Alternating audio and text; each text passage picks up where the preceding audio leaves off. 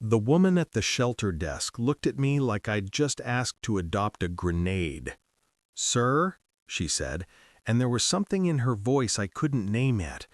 "I need to be very clear with you about cage 23. I'm standing there with my divorce papers still in the truck and my daughter's voicemail still unplayed, and all I can see through the glass is this dog. JJ, the clipboard says. 13 years old. Liver failure. Arthritis. Owner died. Family didn't want him. Been here 4 months. He's not looking at me. Not looking at anything. Just pressed into the corner like he's trying to disappear into the concrete. His eyes are open, but they're not seeing. They're just waiting. And I recognize that look because I saw it this morning in my bathroom mirror. The volunteer, Sarah, her name tag says, keeps talking while she opens JJ's cage, but I've stopped listening. Something about kidney values and pain management and realistic expectations. JJ doesn't move when the door opens, doesn't even lift his head. "He's been like this for weeks," Sarah says quietly. "We've had 3 families interested, but—" She doesn't finish. I kneel down just outside the cage. The concrete is cold through my jeans. JJ's breathing is shallow, careful, like even that hurts. "Hey, buddy," I say.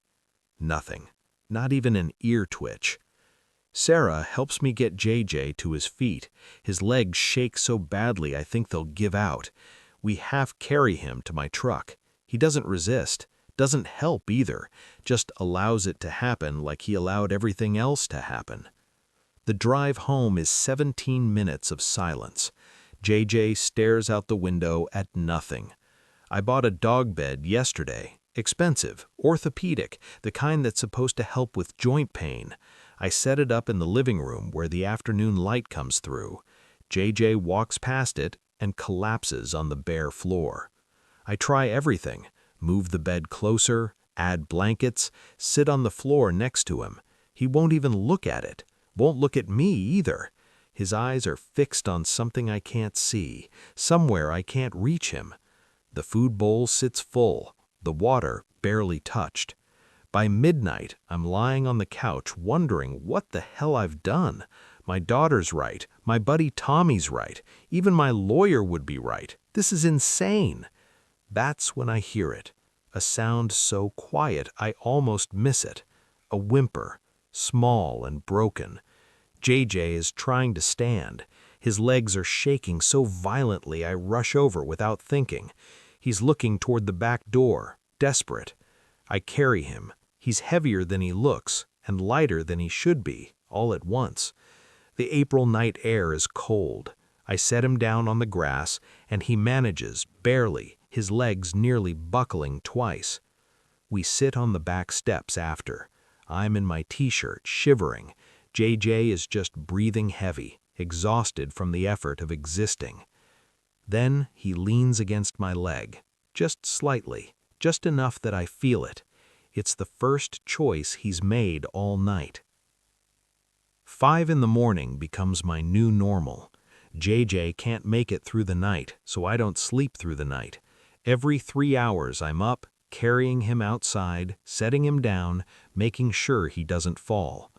Breakfast is boiled chicken cut into pieces smaller than my thumbnail. He won't eat from a bowl, so I hand feed him, 1 piece at a time.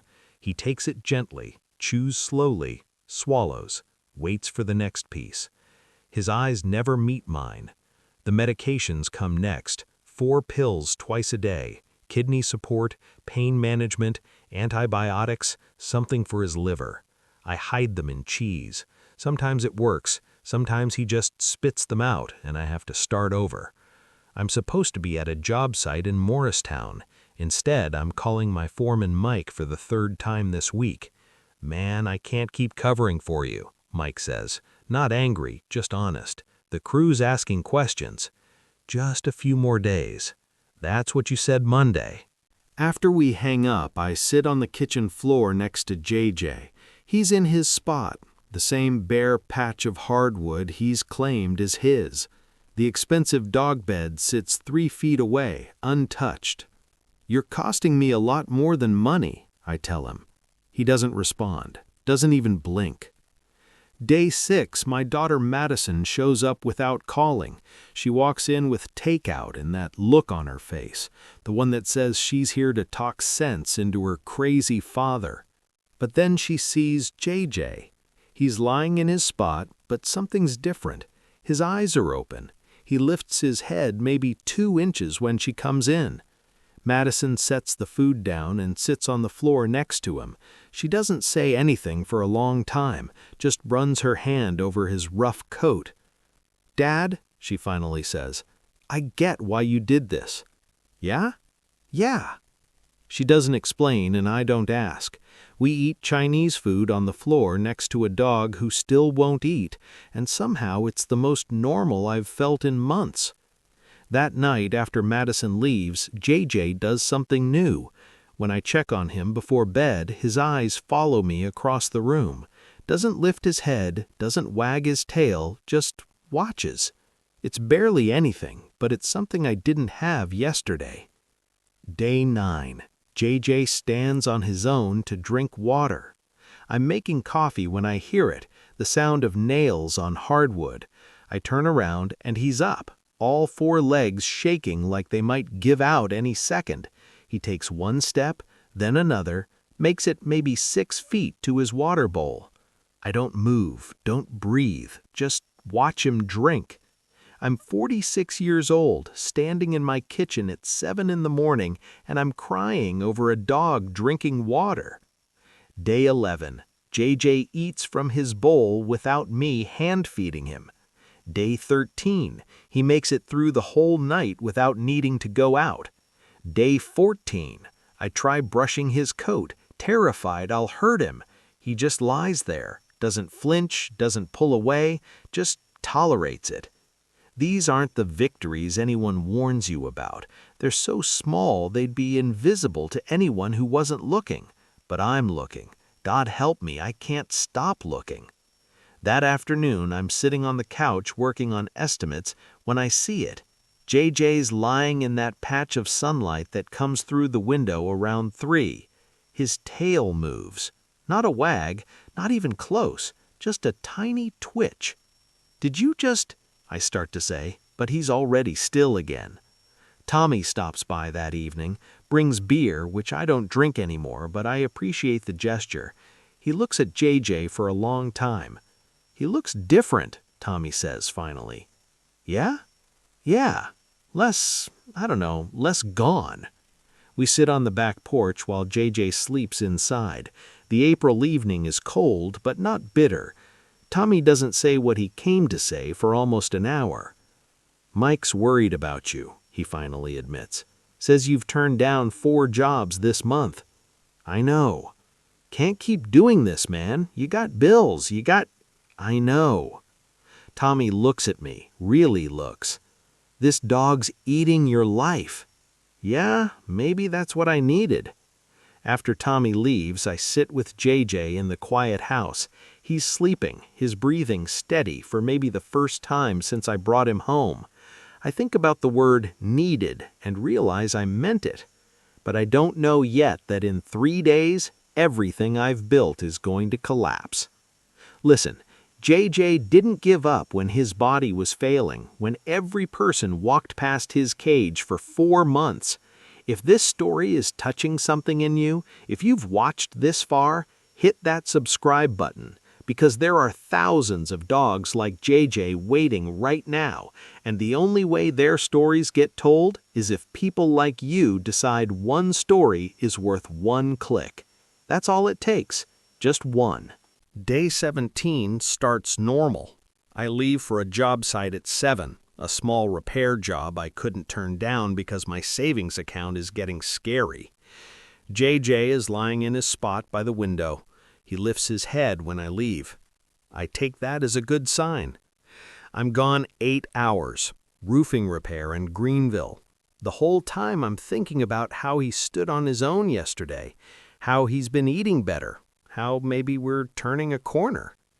Then I come home. JJ is in his bed, the one he finally started using last week. He hasn't moved.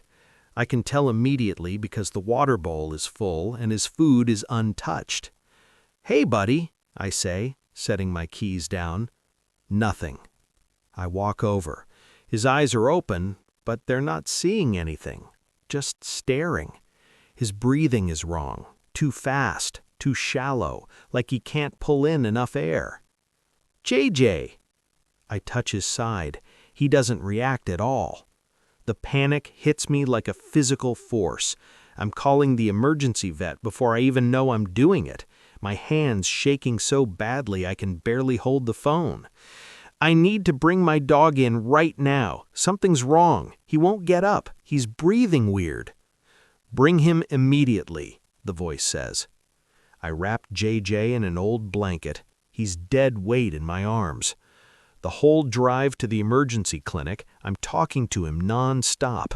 "Stay with me, buddy. Come on. We've got this. Just stay with me."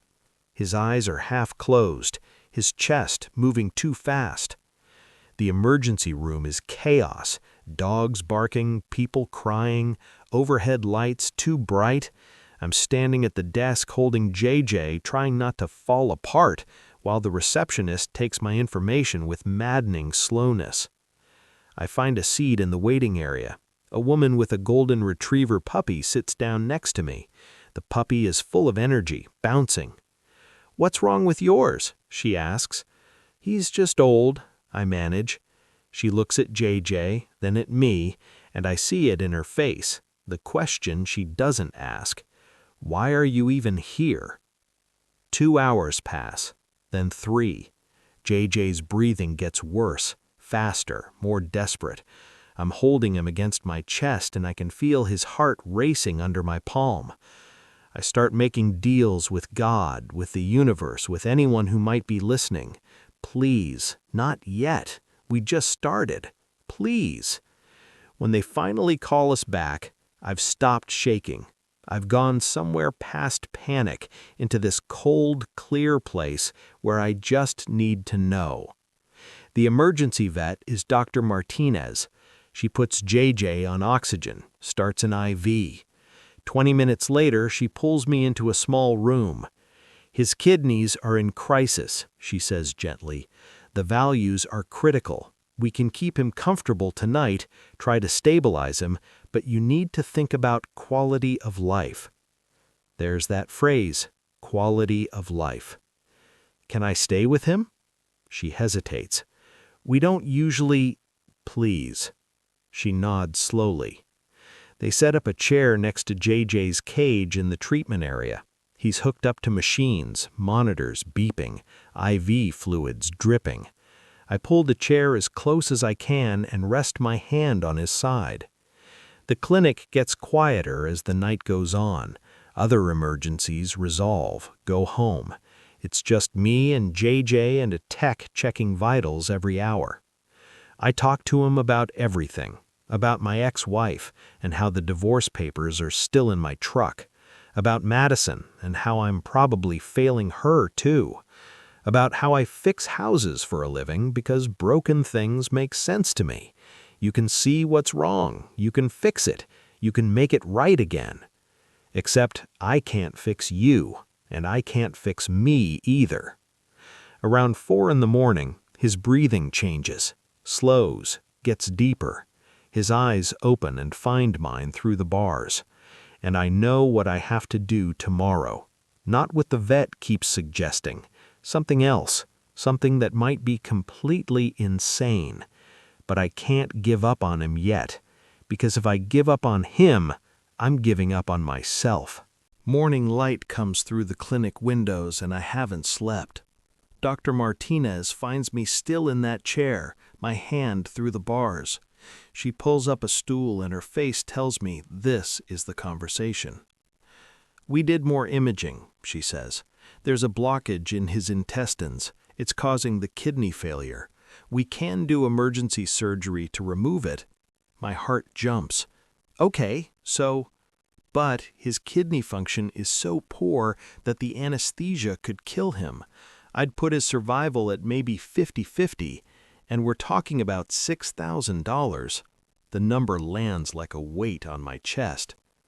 Or we can manage his pain, keep him comfortable for whatever time he has left, maybe a few weeks. She doesn't say the third option, but it's hanging in the air between us.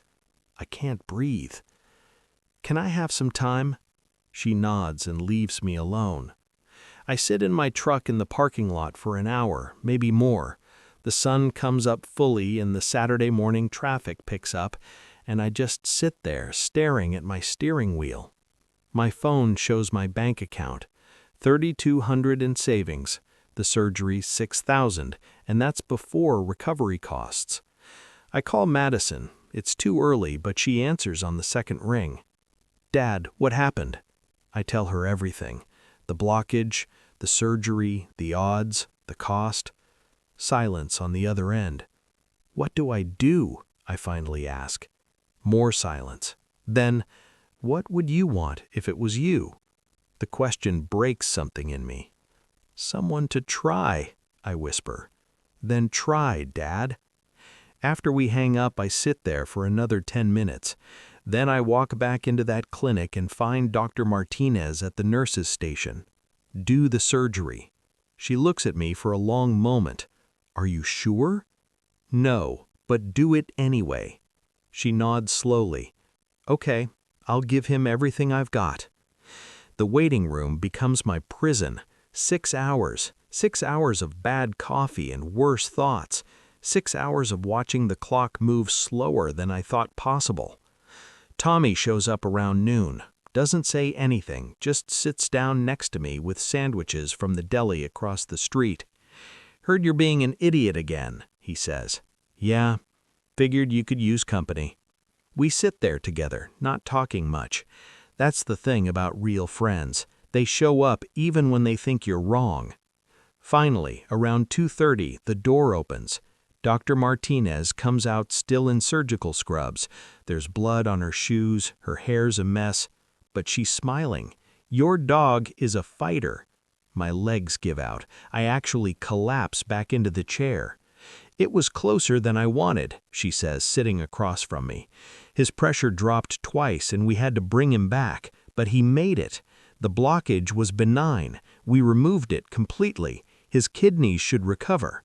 I can't speak, can't form words. "Can I see him?" JJ is in recovery. Tubes and monitors everywhere. He's still out from anesthesia, eyes glazed and unfocused. There's a shaved patch on his leg where the IV is, another on his belly where they cut him open. But when I say his name, something happens. His tail wags. Not a twitch, not a flicker, a real, actual wag. And I lose it, just completely break down right there in the recovery room, sobbing so hard I can barely stand. But here's the thing. I'm not just crying for JJ. I'm crying for me. For 2 years of thinking I was fine, for every night I ate dinner alone, for every morning I woke up and pretended the empty side of the bed didn't matter. I'm crying because for the first time in so long, I felt something other than numb. I felt hope, and hope is terrifying when you've forgotten what it's like. JJ's eyes find mine through the fog of medication. He can barely keep them open, but he's looking at me. Really looking. We did it, buddy. We actually did it. 3 days later, I bring JJ home. He looks like he's been through a war. Shaved belly, stitches running the length of it, moving even slower than before. But he's alive. The first night back, I set up his bed next to the couch, close enough that I can reach down without getting up. He settles into it with a groan that sounds almost relieved. The next 2 weeks become a routine I never expected. Medications every 4 hours, round the clock. Alarms on my phone, 7 a.m., 11 a.m., 3 p.m., 7 p.m., 11 p.m. Pills hidden in cheese, in chicken, in anything he'll eat. Wound care twice a day, cleaning the incision, checking for infection. Restricted movement, which means carrying him outside every time. I call Mike and tell him I need 2 weeks off. Full stop. "Take the time," he says. "We'll manage." So we recover together. JJ from surgery, me from years of just going through the motions. I start talking to him, really talking. Not just, good boy, or time for your medicine. I tell him everything. About how the divorce wasn't anyone's fault, but still felt like failure. About how I keep finding my ex-wife's things around the house, a hair tie, a coffee mug, and don't know whether to throw them away or keep them. About how scared I was that I'd forgotten how to care about anything. JJ listens, just lies there with those brown eyes on me, ears twitching when I pause. And slowly, so slowly I almost don't notice, his personality starts coming out. He has favorite spots now, the corner of the couch where the afternoon sun comes in. He'll stand there waiting for me to help him up, then settle in with a sigh like it's the best moment of his day. He loves when I read the newspaper out loud. I don't know why I started, but one morning I was reading about the city council and I looked down and JJ was staring at me, focused. So now I read him the news every morning. He nudges my hand if I stop petting him, just a gentle bump with his nose like, hey, you weren't done. Week 4, Madison comes home. I hear her car and JJ hears it too. His tail starts going and he tries to stand too fast. I help him up and we meet her at the door together.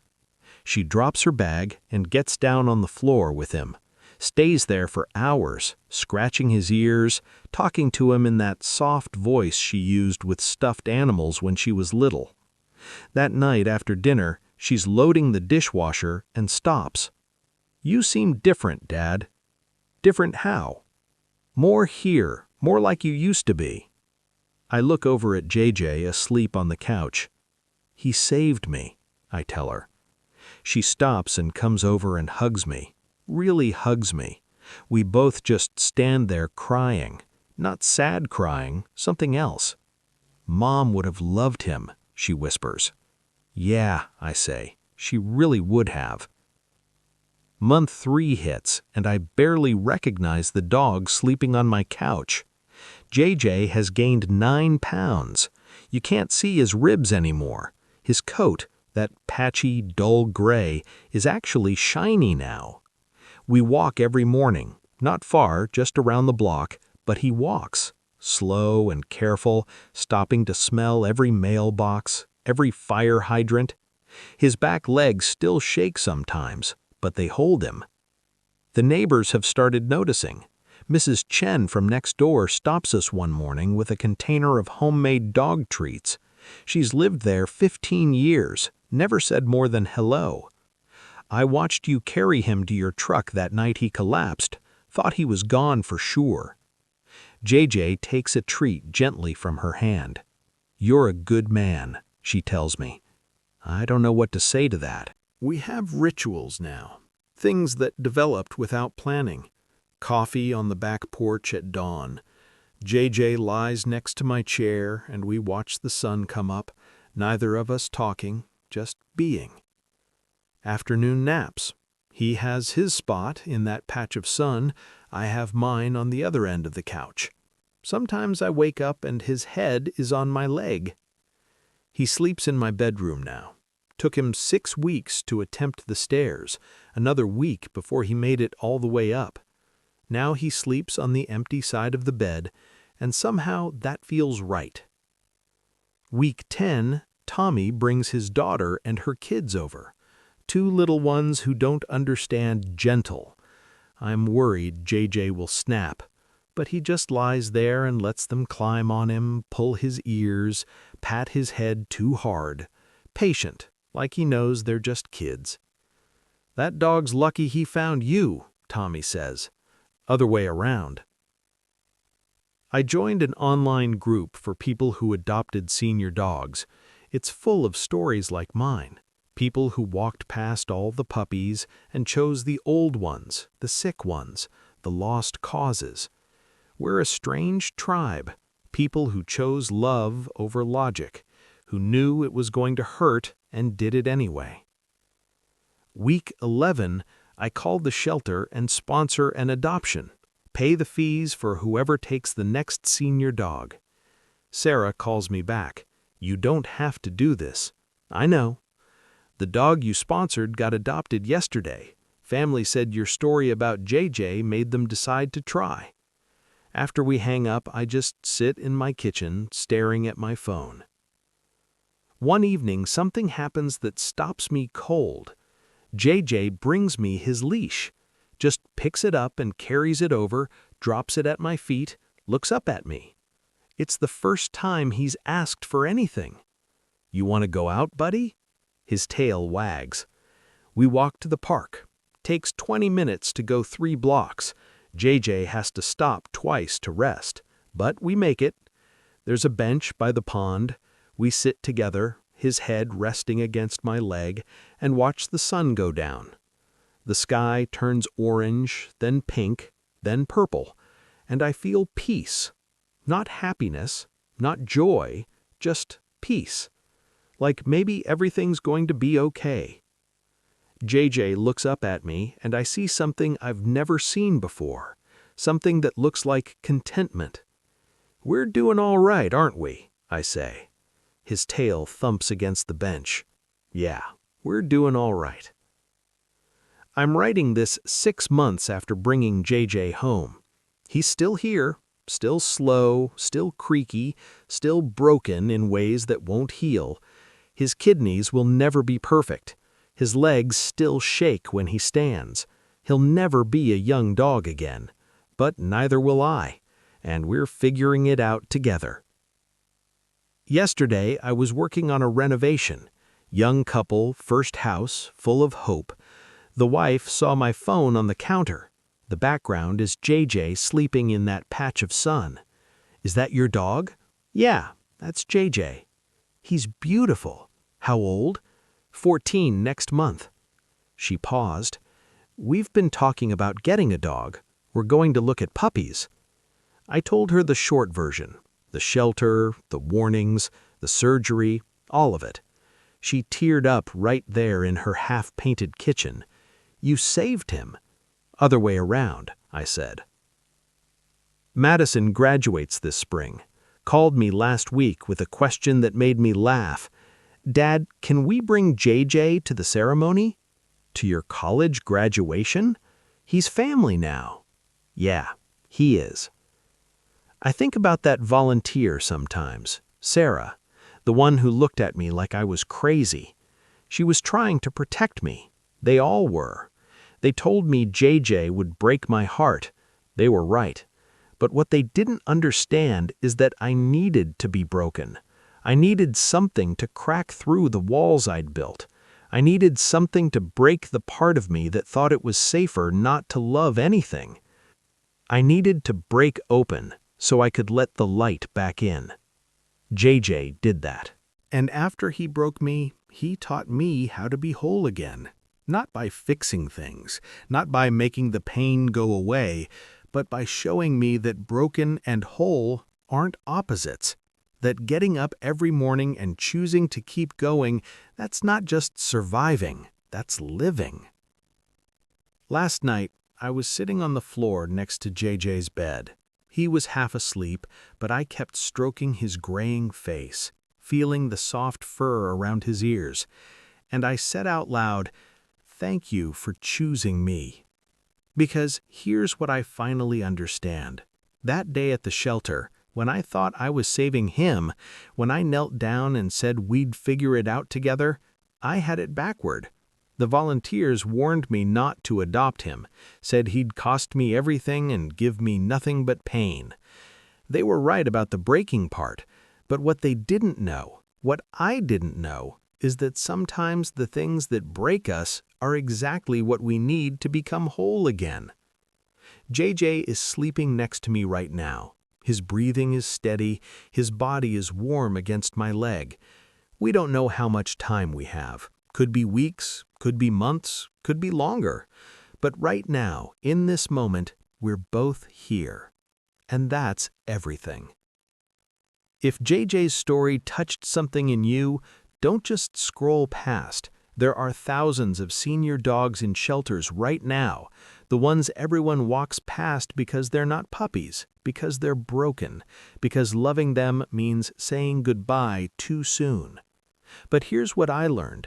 Those dogs have more love to give than you can imagine. They just need someone to see them. Subscribe to this channel, share this story, and maybe you'll give one of them the chance JJ gave me, the chance to live, really live, before it's over.